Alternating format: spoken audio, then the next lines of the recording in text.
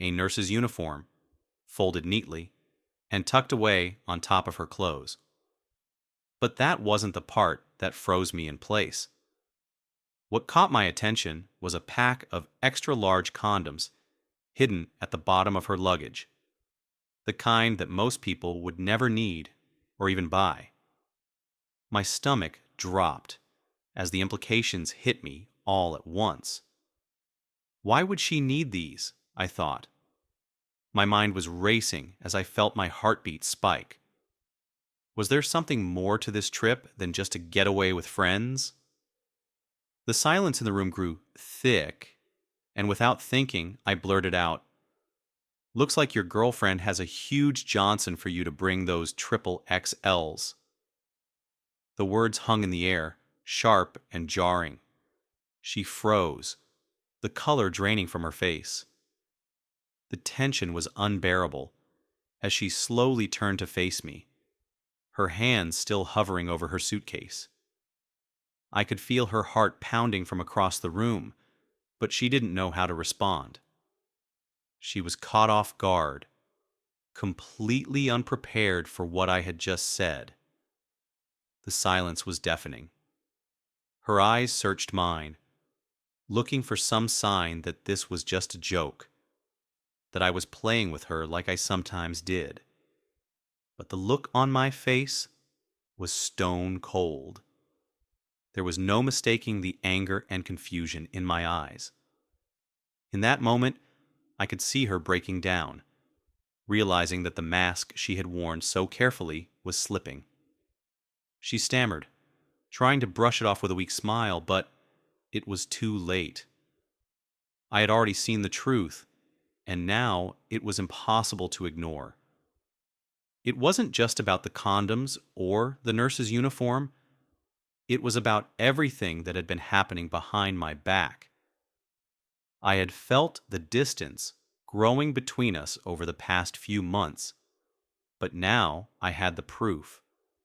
Proof that my wife was hiding something far darker than I ever imagined. Her attempt to downplay the situation only made the truth more obvious. Something was going on, and I wasn't prepared for what I was about to uncover. The room felt smaller with each passing second as I stared at the pack of condoms and the nurse's outfit in her suitcase. My mind raced, trying to make sense of it all. She hadn't said a word yet, and the silence between us was almost suffocating. What was she hiding? Why was she packing these things, especially for a trip with her girlfriends? It didn't make sense. Why would she need a nurse's uniform and triple XL condoms for a getaway with friends? The more I thought about it, the more questions piled up, and I couldn't let them go unanswered.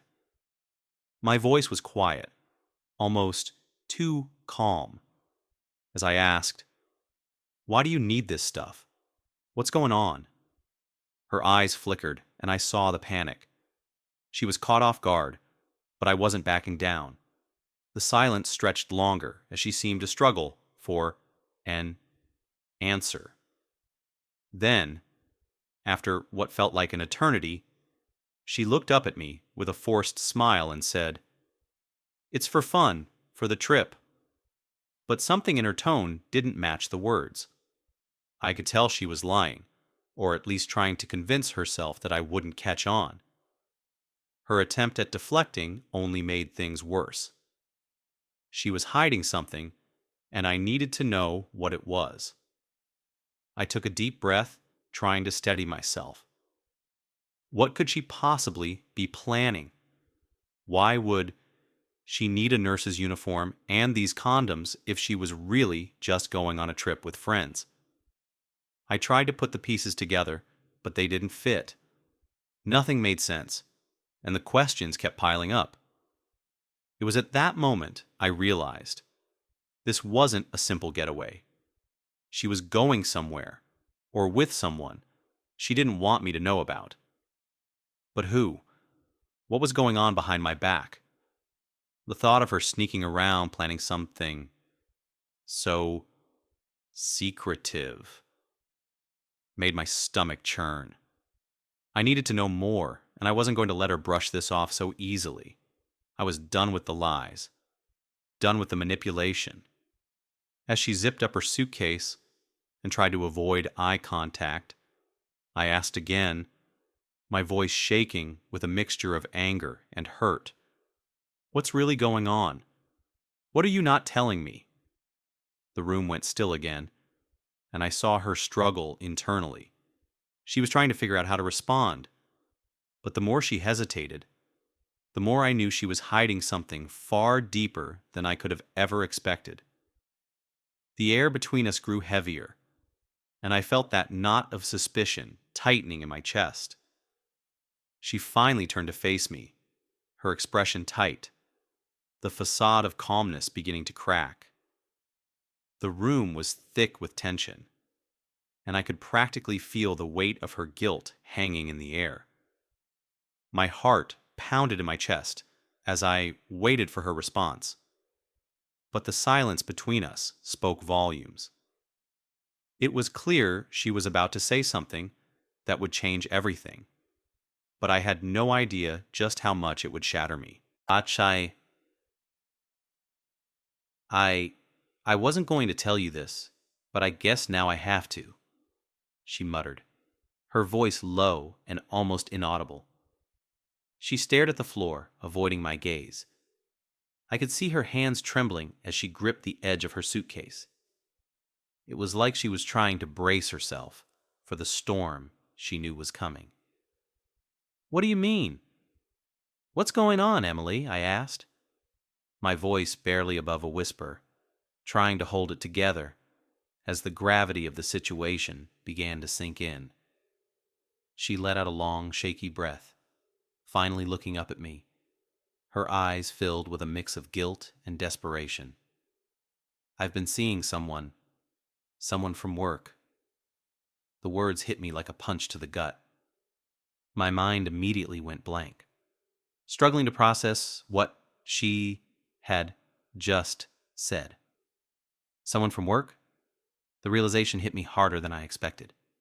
She had been hiding this secret from me, building a life outside of our marriage, right under my nose. "You've been cheating?" The words came out of my mouth as if I couldn't believe them myself, even though a part of me had known something was off for a while. But hearing her admit it so plainly was a whole new level of betrayal. Her face twisted with a mix of shame and frustration. "Yes, I've been seeing him for months now. I'm sorry. I thought I could make it work, but I can't keep lying to you. He's different." I didn't know whether to feel angry or devastated. My wife, the woman I had built my life with, had been seeing someone else all along. I had trusted her, loved her, and now this. The realization that she had been planning this trip for months, packing all of those items for someone else, someone who wasn't me, made my stomach turn. She hadn't even been trying to hide it well. She had let me believe everything was fine while she had been plotting behind my back. But it wasn't just about the affair anymore. It was about everything she had promised me. All the lies she had told to cover it up. The times we had spent together, thinking our love was still intact, when in reality, she had already emotionally checked out of our marriage. I could feel the ground beneath me shift. My marriage, my trust, everything I had built with her, was crumbling right in front of my eyes. Why? Why would you do this? The question came out before I could stop it, and I could hear the hurt in my voice. I needed answers, but part of me wasn't sure I wanted to hear them. She shifted uncomfortably, wringing her hands. "It wasn't that simple. I felt neglected. You were always busy with work, always distant.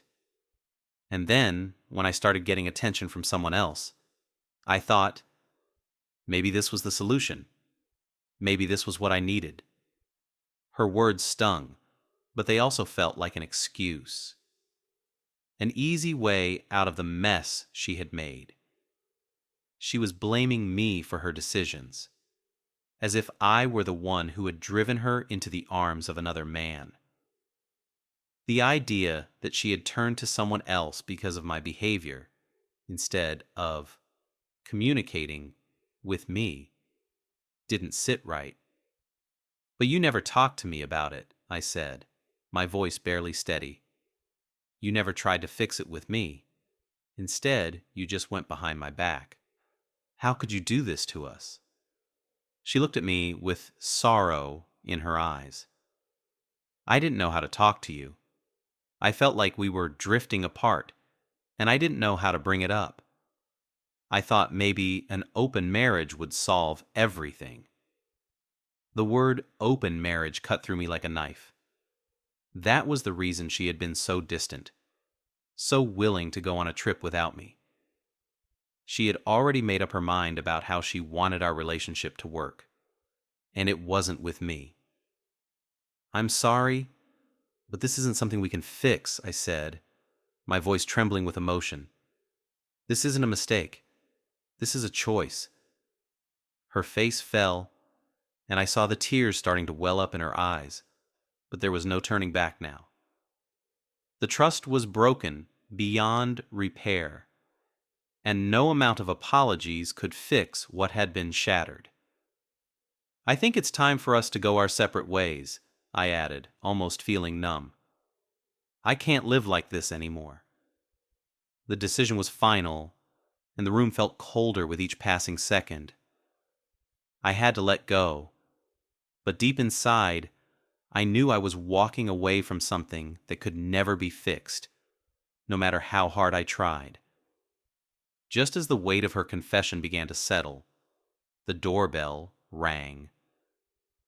I wasn't expecting anyone, so I froze for a moment, unsure whether I wanted to deal with anything else that day. But before I could get up, my phone buzzed with a message that would completely change the trajectory of everything I thought I knew about our marriage. It was a text from Sarah, one of Emily's closest friends. We'd never really gotten too close, but we always exchanged pleasantries when we saw each other. Sarah was the type of person who would listen to all kinds of gossip, yet she never seemed to pick sides. The text, however, was anything but casual. It read, "I think you should know. Emily's been seeing her boss at the office. She was planning to hook up with him during her trip. She said she needs to prove something to him to get a big promotion. I just wanted you to hear it from me before it all goes public." My blood ran cold as I read the message. I couldn't believe it. My mind raced, replaying every moment I had spent with Emily. Every time she mentioned her office, the extra work hours, and how distant she had become after those meetings with her boss. It all started to add up in a way I hadn't even considered. I quickly dialed Sarah, my hands shaking as I held the phone to my ear. "What are you talking about? What do you mean she's seeing her boss?" After a moment of hesitation, Sarah's voice came through, low and filled with guilt. "Look, I didn't want to get involved, but I think you deserve to know the truth.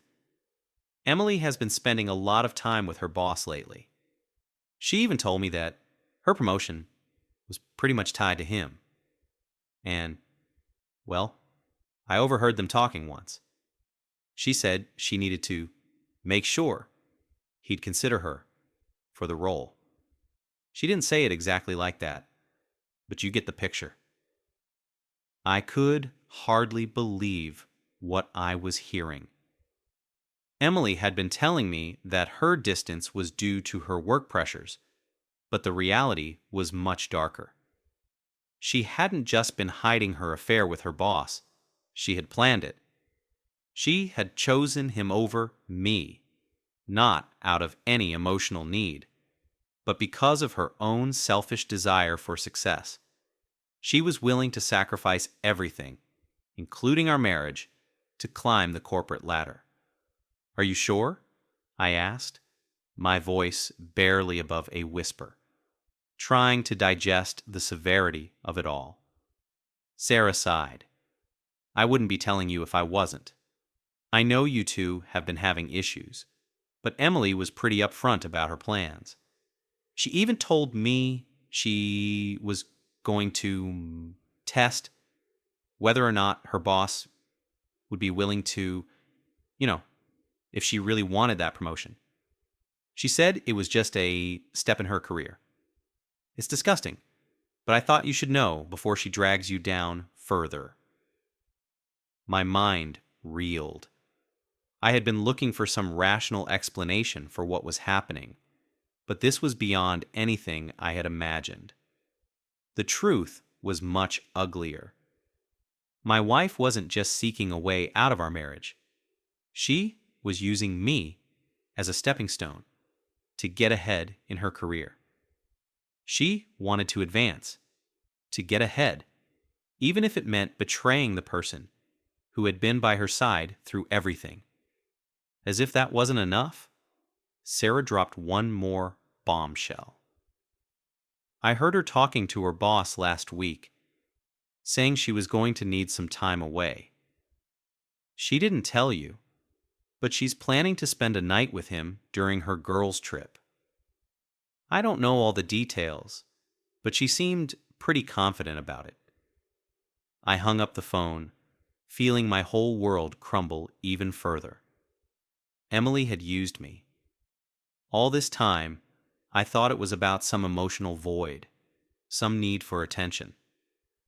But it was never about me. It was about her ambition, her desire to get ahead at any cost.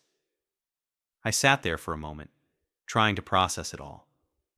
Every single part of my life with Emily, every intimate moment we shared, every promise made, now felt like lie. She didn't care about our marriage. She cared about herself. I had been just a stepping stone for her. And now her betrayal wasn't just emotional. It was calculated, strategic, and cold. I felt anger rising in my chest, but it was mixed with a deep sense of sadness.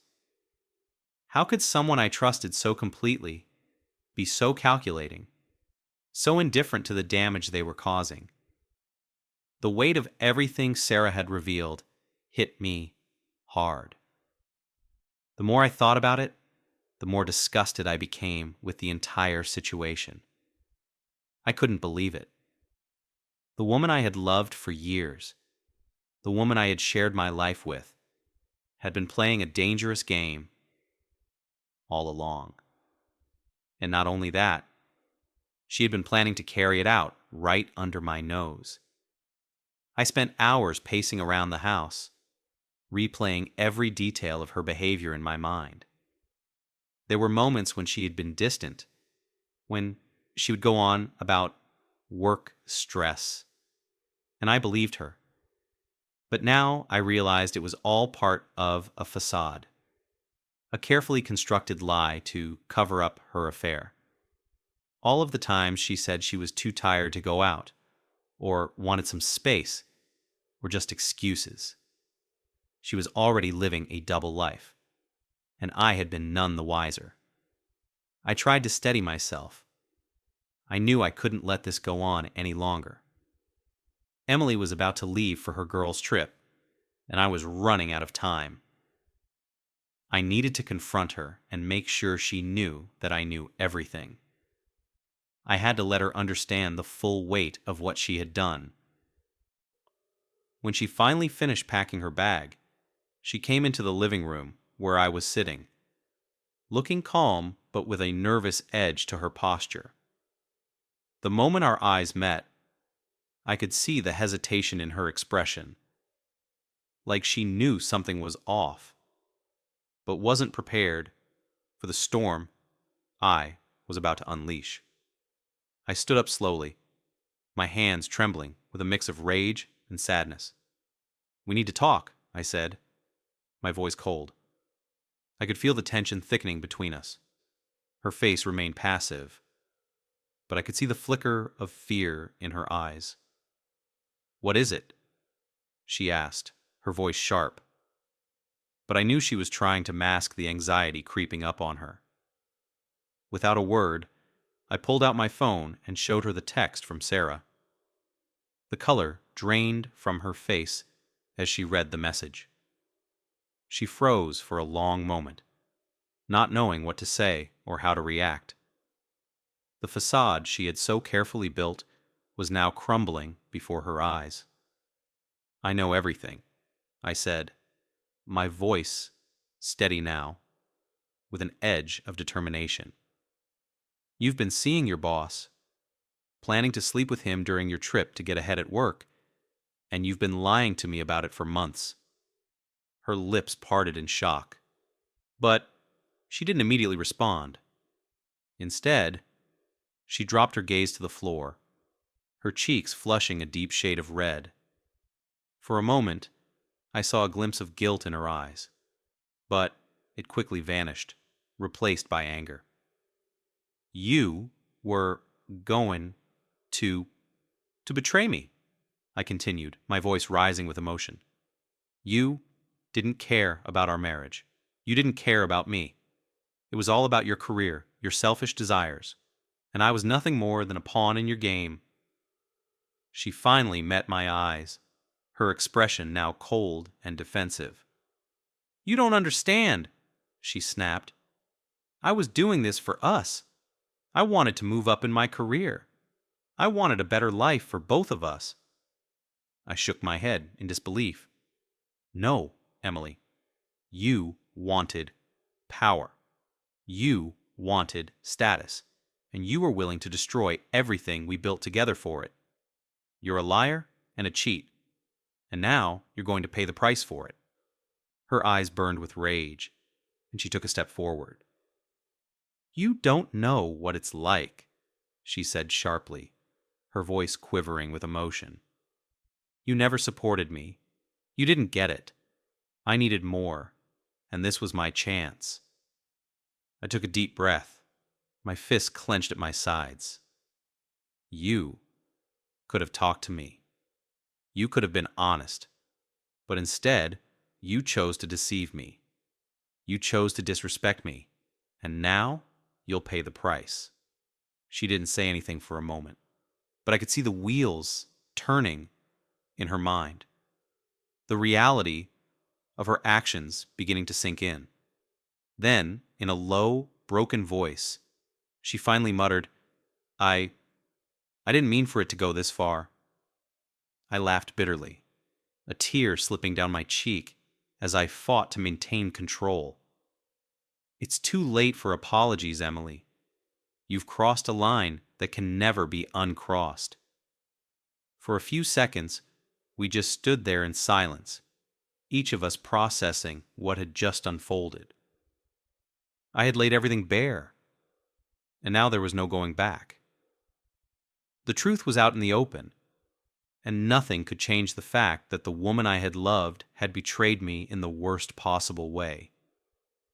But I wasn't done yet. Not by a long shot. As she turned to leave, I took one last step forward, my voice low but filled with resolve. "Go ahead, Emily. Go on your trip. But when you come back, this marriage is over. I'm filing for divorce." Her eyes widened, and I saw a flicker of desperation in her expression. But there was no turning back now. I had made my decision. This was the end of us. And as much as it hurt, I knew it was the only way forward. The days that followed that confrontation were nothing short of a whirlwind. Emily left for her girls' trip, and I was left to grapple with the cold reality of everything she had done. Our house felt empty, not just physically, but emotionally as well. I spent countless hours staring at the walls, replaying everything in my head, wondering where things had gone wrong, trying to understand how I hadn't seen it coming. But there was no answer that could make sense of the lies she had woven around me. The truth was, the woman I had married was gone. In her place was someone I didn't recognize, someone willing to throw away everything for selfish gain. As I sat there alone, I started to make arrangements. The next day, I contacted a lawyer to start the divorce process. The paperwork was soon drafted, and I knew the decision I had made was final. I couldn't keep living in the shadows of her deceit. It wasn't just about the affair anymore. It was about the betrayal of trust, the violation of everything we had promised each other when we stood in front of our friends and family and exchanged vows. The woman I had loved had shattered that promise. The hardest part was the realization that this wasn't just the end of a marriage. It was the end of the person I thought I knew. Emily wasn't the woman I had married. She wasn't the woman I had built a life with. She was someone completely different. Someone driven by ambition and desire, willing to destroy everything for her own benefit. While Emily was away, I kept myself busy with the logistics of the divorce.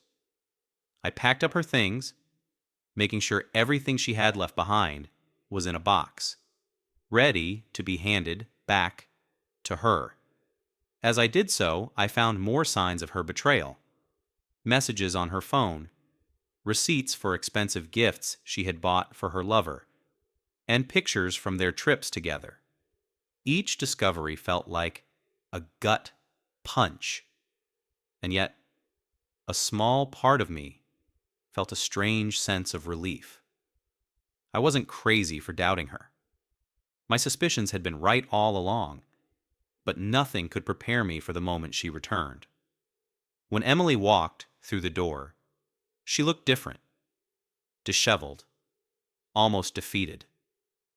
She had been gone for a week, and during that time I had come to terms with the decision I had made.